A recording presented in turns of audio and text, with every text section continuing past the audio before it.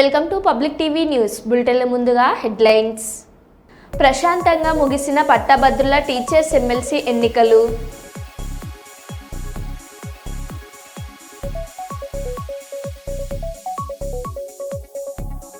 Greater Warangal municipal corporation ఆవరణలో private సంస్థల meetings.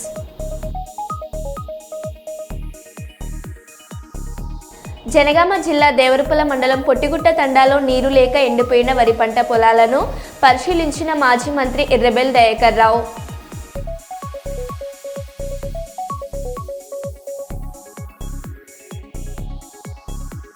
Telangana dental students association ప్రమాణ స్వీకారం.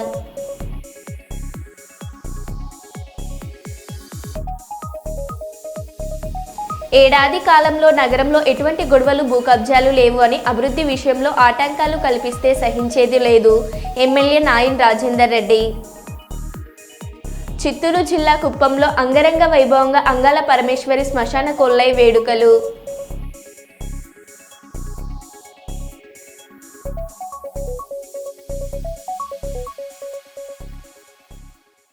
ఇక వివరాల్లోకి వెళ్తే, మహాశివరాత్రి పర్వదినం పురస్కరించుకొని బ్రహ్మోత్సవాలలో భాగంగా పాలకుర్తి శ్రీ సోమేశ్వర లక్ష్మీ నరసింహస్వామి దేవస్థానంలో శివపార్వతుల లక్ష్మీ నరసింహస్వామి వార్ల కళ్యాణ మహోత్సవం అంగరంగ వైభవంగా కన్నుల పండుగగా జరిగింది.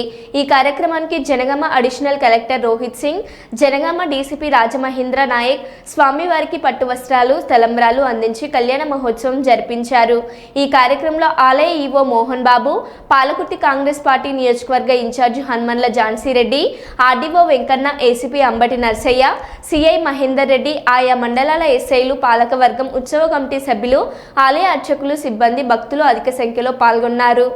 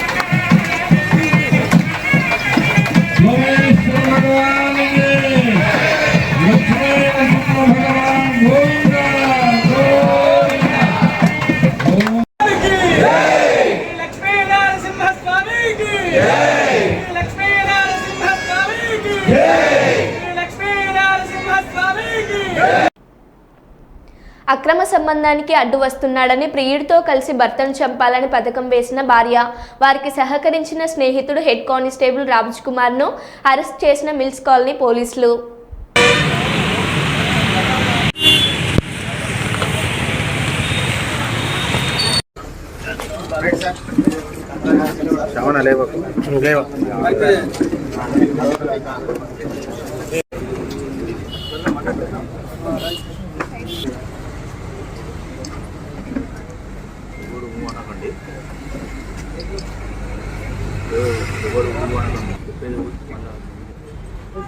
ముగ్గురే ఉన్నారా సార్? ఇంకెవరన్నా?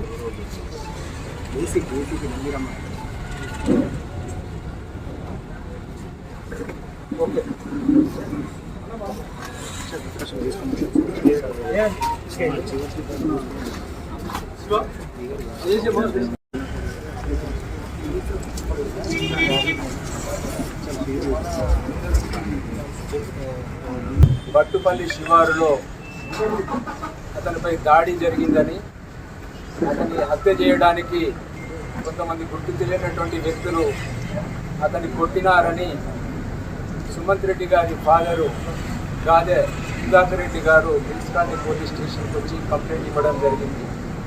ఆ కంప్లైంట్ పైన మా మిల్స్ కాలనీ సిఐ గారు వెంకటరత్నం గారు కేసు నమోదు చేసి ఈ కేసును దర్యాప్తు ప్రారంభించడం జరిగింది. ఈ దర్యాప్తులో భాగంగా ఆ కేసుకు సంబంధించినటువంటి అందరు సాక్షులను, అదేవిధంగా సీసీ కెమెరా ఫుటేజ్ను, టెక్నికల్ ఎవిడెన్స్ను కలెక్ట్ చేసి వాటి ఆధారంగా ఈ నేరంలో పాల్గొన్నటువంటి నేరస్తులను ఈరోజు పట్టుకోవడం జరిగింది. ఇక వివరాల్లోకి వెళితే ఈ డాక్టర్ సుమంత్ రెడ్డి గారు, అదేవిధంగా అతని భార్య ఫ్లోరా మరియకు 2016వ సంవత్సరంలో ప్రేమ వివాహమైనది. వివాహమైన తర్వాత సుమంత్ రెడ్డి గారి బంధువులకు సంగారెడ్డిలో విద్యా సంస్థలు ఉన్నాయి. ఆ విద్యా సంస్థలో పనిచేయడానికి ఫ్లోరా మరియాను సంగారెడ్డికి పంపడం జరుగుతుంది. డాక్టర్ గారు కూడా సంగారెడ్డికి షిఫ్ట్ అవుతారు. ఆమె అక్కడ స్కూల్లో పనిచేస్తూ ఉంటుంది. డాక్టర్ గారు పిహెచ్సి సెంటర్లో కాంట్రాక్ట్ పద్ధతిలో అక్కడ పనిచేస్తున్నారు. ఆ క్రమంలో డాక్టర్ గారి వైఫ్ మరియా కొంత వెయిట్ ఎక్కువ ఉండడంతో వెయిట్ లాస్ కావడానికి అని చెప్పేసి సంగారెడ్డిలోని ఒక సిద్ధు జిమ్కు జాయిన్ అయింది. ఆ జిమ్లో ఒక ట్రైనర్తోని ఈమెకు పరిచయం ఏర్పడుతుంది. ఆ పరిచయం కొంతకాలానికి చాలా క్లోజ్గా ఎక్స్ట్రా మ్యారిటల్ లైఫ్ వాళ్ళ మధ్య సంబంధం అనేటువంటిది ఏర్పడుతుంది. అది సుమంత్ రెడ్డి గారి దృష్టికి వచ్చినప్పుడు వాళ్ళను మందలించడం జరుగుతుంది. అది అయినప్పటికీ వాళ్ళ పద్ధతి మార్చుకోకుండా అదేవిధంగా కంటిన్యూ చేయడంతో అక్క నుండి తిరిగి మళ్ళీ వరంగల్కు డాక్టర్ గారు అతని వైఫ్తోని షిఫ్ట్ అవుతారు. ఆ క్రమంలోనే డాక్టర్ గారు కాజీపేటలో ఒక ప్రైవేట్ క్లినిక్ ఓపెన్ చేసి అక్కడ ప్రాక్టీస్ చేస్తూ ఉంటారు. ఈ ఫ్లోరా మరియా ఈ క్రమంలోనే ఆమెకు గవర్నమెంట్ లెక్చరర్ జాబ్ కూడా వస్తుంది. ఆమె పెంబర్తిలో ఫస్ట్ పోస్టింగ్ అవుతుంది. అక్కడ దాదాపు 1.5 year వరకు కూడా పెంబర్తిలో ప్రభుత్వ సోషల్ వెల్ఫేర్ కాలేజీలో 1.5 year వరకు కూడా అక్కడ జాబ్ చేసిన తర్వాత అక్కడ నుండి రంగసాయిపేటకు ఆ యొక్క కాలేజీలో షిఫ్ట్ చేయడంతో ఇక్కడికి షిఫ్ట్ అవుతారు. డాక్టర్ గారు ఒక కాజీపేట క్లినిక్లో పనిచేస్తూ ఉంటారు.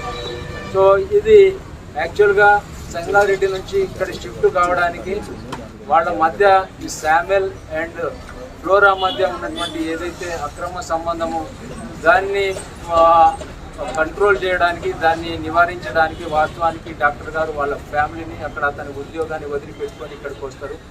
అయినప్పటికీ తన పద్ధతి మార్చుకోకుండా వాళ్ళ మధ్య ఉన్నటువంటి సంబంధాన్ని అదే రకంగా కంటిన్యూ చేస్తూ ఉంటారు. ఆ విషయంలో ఇక్కడ కూడా భార్యాభర్తల మధ్య తరచుగా గొడవలు అవుతూ ఉండేది. ఎన్నోసార్లు సుమంత్ గారు భార్యను మందలించడం జరిగింది. అయినప్పటికీ కూడా తన పద్ధతి మార్చుకోకుండా ఈ డాక్టర్ గారిని ఎట్లయినా అడ్డు తొలగించుకోవాలి అనేటువంటి ఉద్దేశంతో మరి శామ్యుల్ అతని భార్య ఫ్లోరా ఇద్దరు కుప్పం నియోజకవర్గం శాంతిపురం మండలం బోయలపల్లి గ్రామంలో వెలిసిన అంగాల పరమేశ్వరి బ్రహ్మోత్సవ వేడుకలు అంగరంగ వైభవంగా జరుగుతున్నాయి. ఈ వేడుకల్లో భాగంగా బుధవారం నాడు గ్రామ శ్మశాన వాటిక నందు శ్మశాన కోళ్ళై వేడుకలను ఘనంగా నిర్వహించారు. ఈ సందర్భంగా ఆలయ ధర్మకర్త చంద్రప్ప మాట్లాడుతూ తమిళనాడు రాష్ట్రం మేల్మైనూర్ గ్రామంలో వెలిసిన అంగాల పరమేశ్వరి అమ్మవారు భక్తులు కొంగు బంగారంలా వెలిసి నిత్య పూజలు అందుకున్నట్టు తెలిపారు. బోయినపల్లి గ్రామస్తులు సైతం అమ్మవారిపై విశ్వాసంతో తమిళ సాంప్రదాయాన్ని అనుసరించి మొదటిసారి అమ్మవారి బ్రహ్మోత్సవాలను తమ గ్రామంలో నిర్వహిస్తున్నట్లు తెలిపారు. ఫిబ్రవరి 25వ తేదీ నుండి మార్చి 2వ తేదీ వరకు అమ్మవారి బ్రహ్మోత్సవాలు కొనసాగుతున్నట్టు తెలిపారు.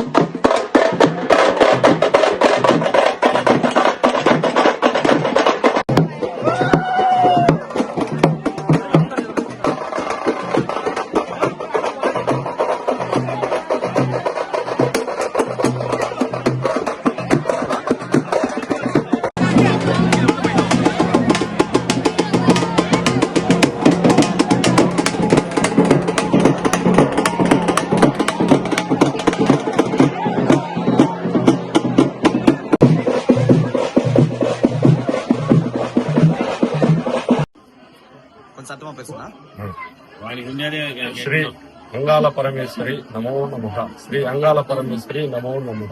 శ్రీ అంగాల పరమేశ్వరి నమో నమః. ఇది పూర్వం ఒక 60 ఏండ్లకు ముందు మా ఊరి గుడికి వచ్చింది. మా ఊరి గుడిలో ఇక్కడ వచ్చి ఆమె ఉండింది. ఉంటే అది గుడి కట్టలేక 60 ఏండ్లుగా ఈ పెండింగ్ ఉండుకొని అట్లా ఇట్లా ఉండింది.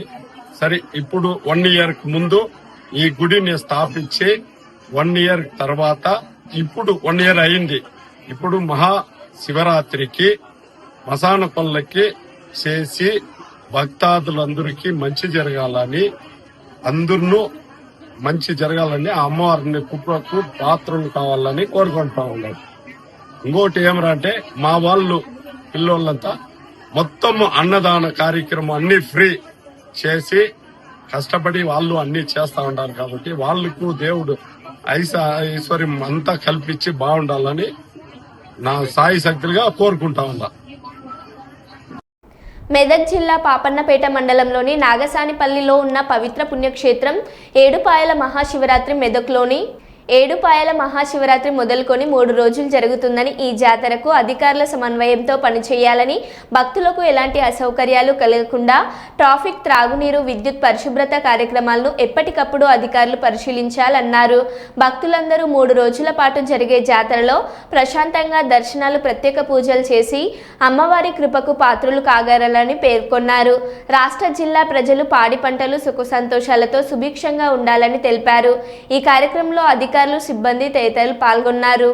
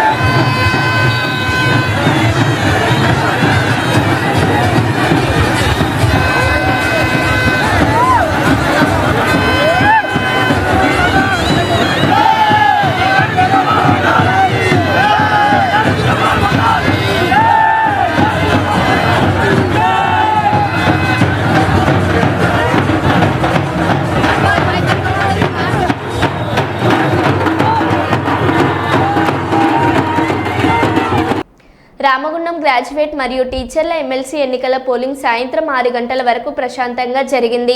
గురువారం ఉదయం 8 గంటల నుండి సాయంత్రం 4 గంటల వరకు జరిగిన ఎమ్మెల్సీ ఎన్నికల పోలింగ్లో ఓటర్లు పాల్గొని ఓటు హక్కును వినియోగించుకున్నారు. ఇందులో భాగంగా 4 గంటలకే ఓటింగ్ సమయం ముగిసిపోవడంతో గేటు లోపల ఉన్న ఓటర్లు సాయంత్రం 6 గంటల వరకు ఓటు వేసేందుకు అనుమతించారు. అయితే పట్టభద్రులు మరియు టీచర్స్ పోలింగ్లో రామగుండం నియోజకవర్గ పరిధిలో గ్రాడ్యుయేటర్ ఓటర్లు 8,354 ఉండగా 5,049 మంది ఓటు హక్కును వినియోగించుకోగా 60.43% నమోదయ్యింది. అలాగే టీచర్స్ పోలింగ్లో 373 మందికి గాను 354 మంది టీచర్స్ ఓటు హక్కును వినియోగించుకోగా 94.90% పోలింగ్ అయిందని రామగుండం తహసీల్దార్ తెలిపారు.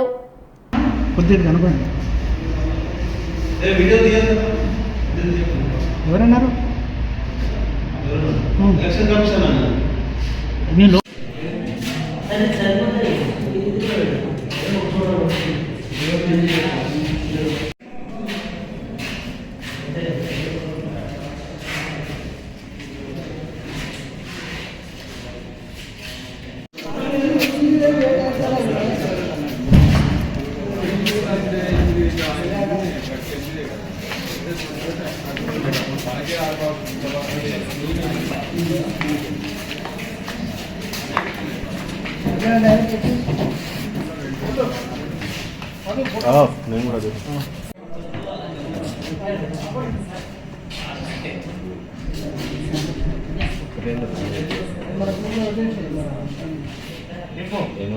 పక్కన పెట్టు నీకు అన్న తెల్ల కనపడతలేదు ముఖం సినా మీరు గటు ఉంటారు ఇటు ఉంటే రారు లైటింగ్ మీ ఫేస్ పడుతుంది ఓకే నేను కూడా పెట్టిన చెప్పు. పట్టభద్రుల ఎమ్మెల్సీ స్థానానికి రామగుండం మండలం నందు 9 పోలింగ్ కేంద్రాలు కలవు. అందులో 8,354 ఓట్లు ఉండగా 5,039 ఓట్లు పోల్ కావడం జరిగింది. అనగా మొత్తం 60.43% పోలింగ్ పట్టభద్రుల నియోజకవర్గానికి రామగుండం మండలం తరఫున పోల్ కావడం జరిగింది. అదేవిధంగా టీచర్స్ ఎమ్మెల్సీ కాన్స్టిట్యున్సీకి సంబంధించి 373 ఓట్లు ఒక పోలింగ్ బూత్లో ఉండగా 354 ఓట్లు అనగా 94% ఓట్ల నమోదు జరిగింది. ఎలాంటి అవాంఛనీయ సంఘటన జరగకుండా చాలా ప్రశాంతమైన వాతావరణంలో ఎన్నికలు నిర్వహించడం జరిగింది. కర్నూలు నగరంలోని ఉమర్ అక్బర్ పాఠశాలకు 100 పూర్తయిన సందర్భంగా ఈ పాఠశాలను తనిఖీ చేయడం జరిగిందని ఆయన మీడియాతో మాట్లాడారు. గత ప్రభుత్వంలో పాఠశాలను ఉన్న పాఠశాలను తీసివేయడంతో ప్రభుత్వ సంక్షేమ పథకాలు అమ్మఒడి, జగనన్న, గోరుముద్ద విద్యార్థులకు స్కూల్ యూనిఫామ్ రాలేదని ఆయన ఆరోపించారు. ఈ నేపథ్యంలో కుమర్ అరబిక్ పాఠశాల యాజమాన్యం తమ దృష్టికి తీసుకురావడంతో కూటమి ప్రభుత్వంలో మధ్యాహ్న భోజనం, ఇంగ్లీష్ మీడియం వంటి సదుపాయాలు కల్పించే దిశగా తాను కృషి చేస్తానని ఆయన తెలిపారు. అదేవిధంగా కర్నూలు జిల్లాలో వక్ఫ్ బోర్డు ఆస్తుల పరిరక్షణకు ప్రత్యేక చర్యలు చేపట్టి వాటి పరిరక్షణకు కృషి చేస్తానని ఆయన తెలిపారు. అనంతరం విద్యార్థులతో పాఠశాల సంబంధిత చర్చించారు.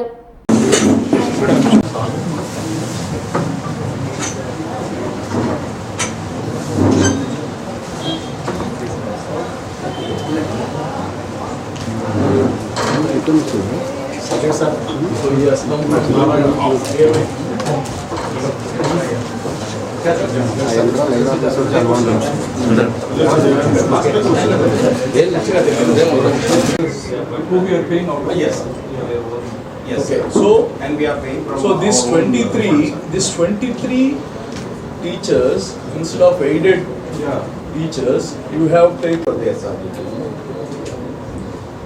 sanction post 23, out of which they gave you only 4. No, 19 retired, sir.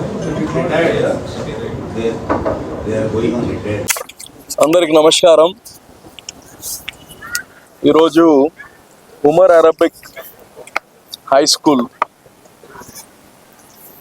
ఇది 100 సంవత్సరాలు, 102 సంవత్సరాలు మహానుభావులు దూరం ఆలోచించి రాబోయే రోజుల్లో చదువు ఒక్కటే ఆపిచ్చారు. ఇక్కడ ఎలిమెంటరీ స్కూల్ ఉంది, హై స్కూల్ ఉంది, అలాగనే యునాని కాలేజ్ ఉంది ఈ యొక్క ట్రస్ట్ ద్వారా. మరి కాలక్రమేణా ఎడ్యుకేషన్లో గణనీయమైన మార్పులు వస్తున్నాయి. ఉదాహరణకు మనం ఇక్కడ ఉండేవాళ్ళు, మనం చదివినప్పుడు, మన బిడ్డలు చదివేటప్పుడు మార్పు వచ్చేసింది. టెక్నాలజీ పెరిగిపోయింది. దానికి అనుగుణంగా ఈరోజు మనం కానీ మారాలి. గతంలో ఇంజనీర్ అవ్వాలంటే ఇంటర్మీడియట్ తర్వాత మాట్లాడుకునేవాళ్ళం, ఏ బ్రాంచ్ తీసుకోవాలి, సివిల్. మొన్నటిదాకా మనం సిఎస్సి అంటే టాప్ అనుకున్నాం, ఈసీఈ అంటే ఎలక్ట్రానిక్స్లో మా అబ్బాయి ఇంజనీర్ అనుకున్నాం. ఇప్పుడు రోబోటిక్స్ వచ్చేసాయి, ఇప్పుడు ఆర్టిఫిషియల్ ఇంటెలిజెన్స్ వచ్చేసింది.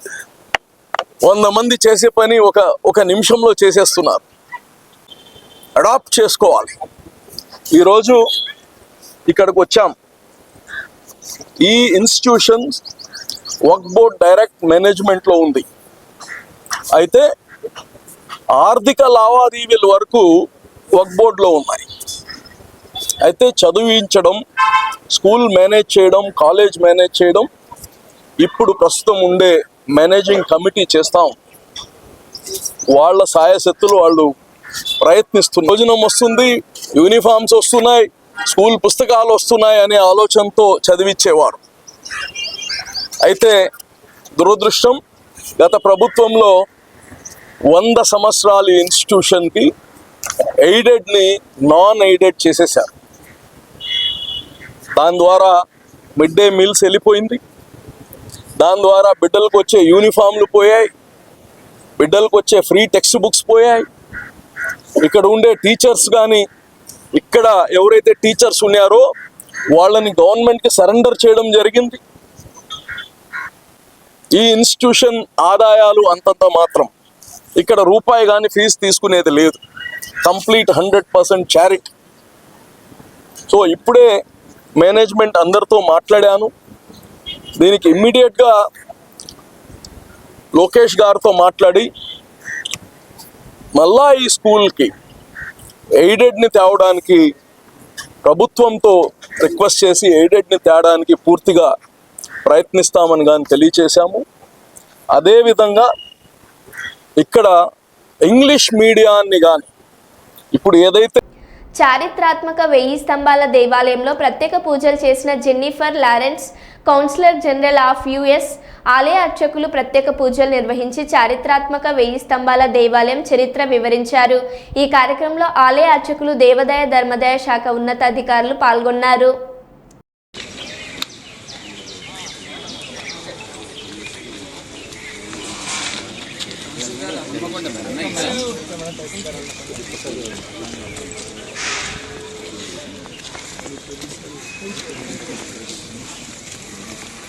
अर्चत प्रार्चत प्रेमेधासो अर्चत अर्चन्द पुत्रका उदपरन्न धुर्स्वर्चत अर्चत प्रार्चत राजाधिराज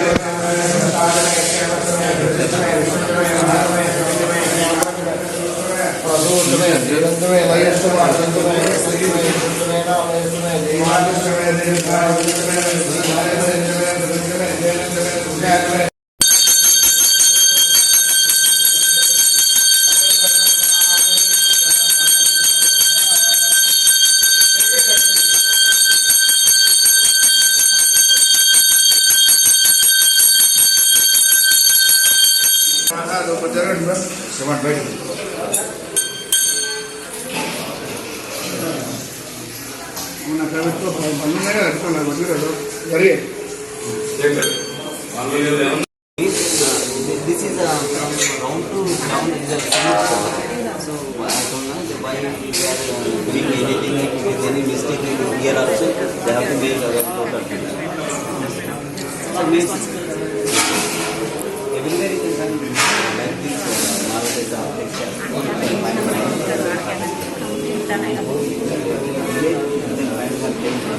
like this all the transgender Shivani పట్టభద్రుల ఎమ్మెల్సీ ఎన్నికల్లో ఓటు హక్కు వినియోగించుకుని శభాష్ అనిపించుకుంటున్నారు. ఇలాంటి ప్రలోభాలకు లోను కాకుండా నిజాయితీగా ఓటు వేసి సరైన వ్యక్తిని ఎన్నుకోవాలని ఆమె సూచించారు. ట్రాన్స్జెండర్స్ని చిన్నచూపు చూస్తున్న సమాజానికి ఓటు హక్కుతో సమాధానం చెబుతున్నట్లు ఆమె చెప్పారు. గ్రాడ్యుయేట్స్ గలన్ని శాసన మండలిలో వినిపించే నాయకుడిని ఎన్నుకోవాలని ఆమె కోరారు. దేవుడు ఇచ్చిన వైకల్యాన్ని జయించి శివాని సమాజానికి ఆదర్శంగా నిలుస్తున్నారని పలువురు ఆమెను అభినందించారు.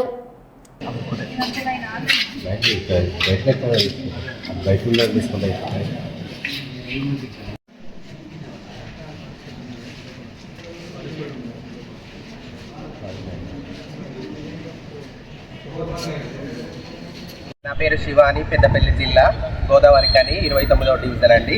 నేను మా తెలంగాణ రాష్ట్ర ఐకాన్ ఓరుగంటి లైలా గారి ఆదేశాల మేరకు మేము ఎమ్మెల్సీ పట్టభద్రుల ఓటుకి అప్లై చేసుకొని ఓటేయాలనే నిర్ణయం తీసుకుంటాం. అలాగే మిగతా జనరల్ పబ్లిక్ అందరూ కూడా ఎలాంటి ప్రలోభాలకు లొంగకుండా ఓటు హక్కును వినియోగించి సరైన నాయకుడిని ఎన్నుకొని దేశ ప్రగతికి ముందంజలో ఉంటారని కోరుకుంటున్నాము. అలాగే ఇక్కడ పెద్దపల్లి జిల్లా మోడర్న్ అవేర్నెస్ సొసైటీ పెద్దపల్లి జిల్లా అధ్యక్షురాలుగా నాకు ఒక్కదానికి ఓటు హక్కు రావడం గర్వకారణంగా ఉంది. మిగతా వాళ్ళు కూడా మమ్మల్ని అందరినీ చూసి తమ ఓటు హక్కును వినియోగించుకొని సరైన నాయకుడిని ఎన్నుకొని దేశ ప్రగతికి, రాష్ట్ర ప్రగతికి, వాళ్ళ పిల్లల ఉజ్వల భవిష్యత్తు కోసమై ముందడుగు వేస్తారని కోరుకుంటున్నాను. మరో బులెటిన్లో మళ్ళీ కలుద్దాం. Stay tune.